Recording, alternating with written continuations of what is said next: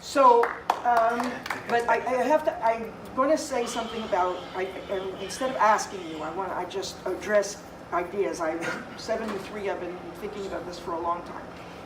First of all, I want to suggest that you look at during the Carcieri administration, the income tax of the top 1.75% of the people in Rhode Island who earn over $250,000 a year, which in itself is amazing, and they're some of the wealthiest people in the country. That a state has less than 2% of people earning over $250,000 a year. That to me is a huge amount of money, but all right.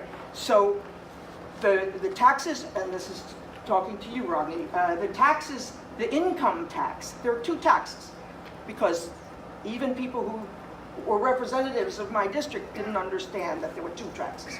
There's the income tax, and then there's the property tax. They are related.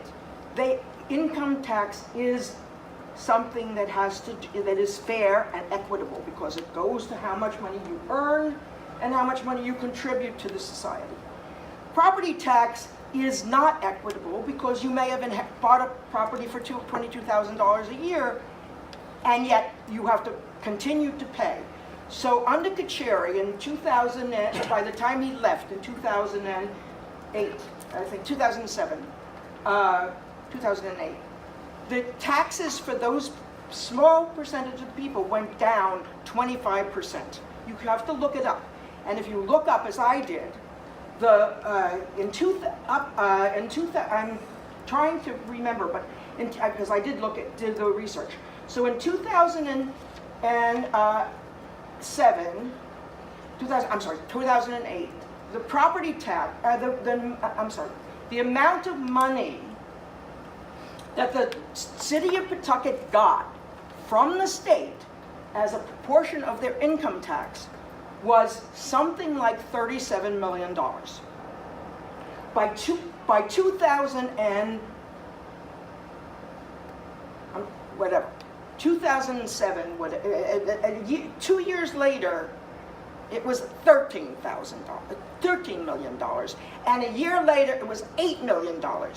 Cities and towns lost 70%, and this is researchable, 70% of the income tax from the state, because the wealthy, whereas the only place that the money can come from, no longer had to pay income tax. Every city and town in the state lost 70% of their income tax. Since then, my property levels have gone up. My property value has gone up 14%. My tax has gone up 78%. I'm sorry, 58%, right?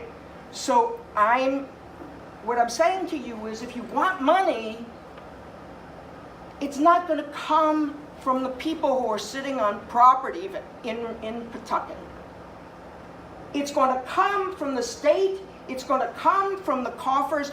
It has to. I went back to, we're fighting for a raise in income tax at that level, 4%, 4 pennies on the dollar. And it was shoved under the table. Then we asked for 2 pennies on the dollar income after the first $251st dollar, and the state wouldn't do it. So what you can do as in the city is to stop wondering where the money went. That's where the money went. And another thing I want to say is that parochial schools have always done better than public schools. And the reason is the class sizes.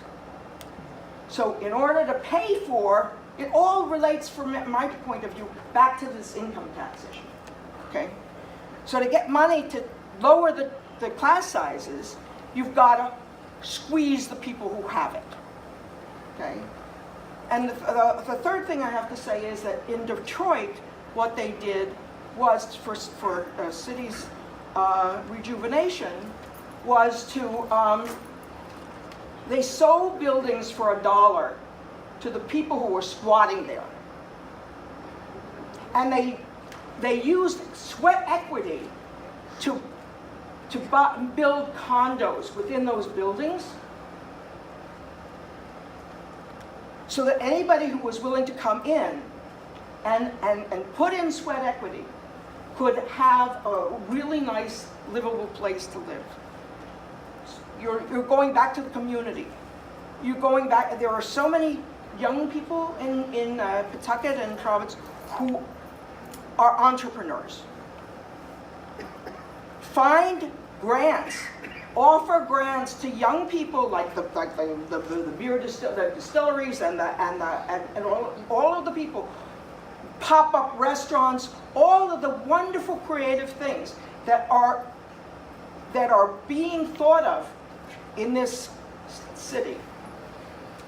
That's where the money should go. That's where the property should go. Rodney, if you ask Walmart and all of those people who you said on the waterfront to come in, they're all going to do what the Pawtucket Red Sox people did, which was to say, you have to give us money in order to get money. Well, that's not the way it works in a democracy. And that's not the way it works to build a real community. Thank you. I'm sorry. I think you guys are wonderful. I will have trouble deciding who to vote for. Thank you so very much. Thank you.